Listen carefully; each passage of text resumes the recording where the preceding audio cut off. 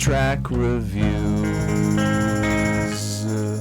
Okay, Anthony Fantano here, internet's busiest music nerd. It's time for a track review. Back at it again with a track review. And we are doing a track that is off of the brand new Venom soundtrack, which the first song I heard from it was that awful Eminem song from Kamikaze, the very last track on his new record, Venom, when you get him, Venom. So, look, I'm not usually a big fan of these huge blockbuster Hollywood soundtracks that basically commission mediocre songs from a variety of different artists to just kind of create a hyper relevant moment in the middle of the soundtrack to either amp up the movie or not be placed in the movie at all and just create a bit of promotion in the lead up to the movie, because there'll be people who are like, oh man, Run the Jewels. I love Run the Jewels. I'm going to go check out Venom. Or I love Venom. I'm going to check out this hip hop group. It's a nice bit of cross promotion.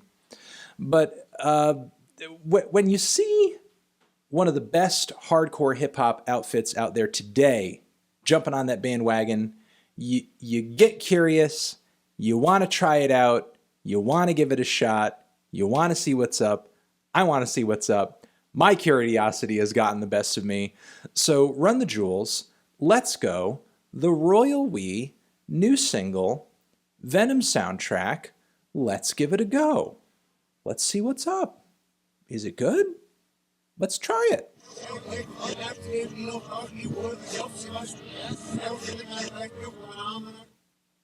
Yeah, I'm a little on the fence with that.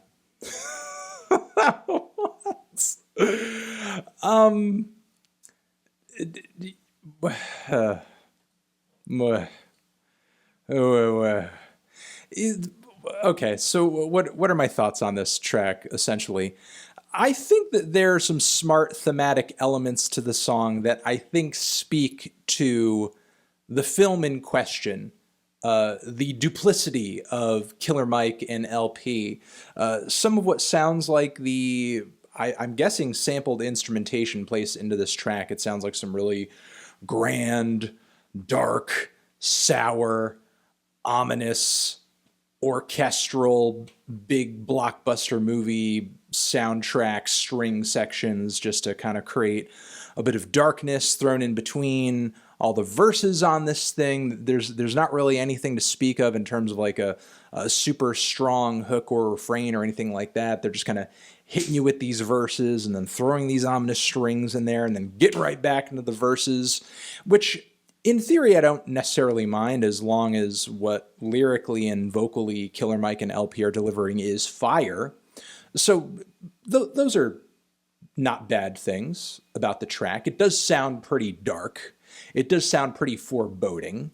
And I do think that there is something about Killer Mike and LP's lyrical themes and the way that they work together as a duo that plays to a soundtrack of a movie like this. But that being said, though, Killer Mike and LP, both lyrically and vocally, are not firing on all cylinders on this track, especially LP. Killer Mike is mostly business as usual, which for Killer Mike is not a bad thing. He sounds like a junkyard dog. The dude's a monster, great energy, though I do think some of his lines toward the very end are kind of head scratchers. Maybe they speak a bit more thematically to the film itself and being driven by madness and this will to do evil by this being deep inside you. So I guess you can kind of chalk that up again to the fact that this is on the Venom soundtrack, and this song I'm guessing was kind of written with the movie in mind. But still, vocally, it is a little underwhelming. LP doesn't really sound like he wants to be there, or maybe he recorded this under conditions where he wasn't really feeling well 100% or something, because not only does he just not sound like his usual self, but on top of it, it's almost like his voice is buried in the mix a little bit too much, to the point where it's difficult to read into a lot of what he's saying. On top of it, the instrumental, I think, could have used a bit more punch, a bit more oomph, a bit more something, because I mean, not only do the drums not hit very hard, like there's not much propulsion to this track. There is a very mild synth-led groove going on that's pretty slow and lumbering. Honestly, the pace of the track doesn't sound that much different than a lot of Run the Jewels songs, but what's truly missing out of this track are some booming, heavy, and hard-hitting drums, because without that to kind of anchor a lot of what's going on, much of the instrumental just sounds really muddy, especially with these weird, sloshy, what sounds like maybe bass synths or something. It's not a very good sound, and I don't really think it complements the vocals on the track at all, and it takes up a lot of space in the mix in a really awkward way. And there's just nothing really cutting through all of this synth muck throughout this beat. The vocals kind of get lost in it. The drums kind of get lost in it. Those ominous strings pop in. They flood in for a second, but then they disappear. But the strings just kind of create a larger, dronier piece that doesn't really clear anything out. It just kind of creates another sloshy, mucky layer. So the beat, I think, could have been a lot better. It's not a very exciting instrumental, and Killer Mike and LP don't sound very excited to be on top of it either. So yeah, not too enthused about this song, honestly.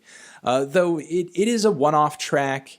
It is a Venom movie soundtrack track, so can't say I was really like expecting the world out of it to begin with. So yeah, little let down by it. I really want to hear a great Run the Jewels track wherever I hear a new Run the Jewels track, and unfortunately this was just not really the place or the time, apparently.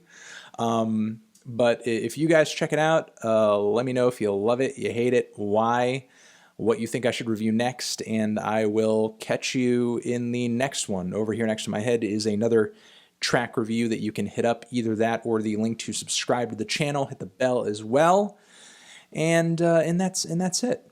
Anthony Fantano, Run the Jewels, let's go forever.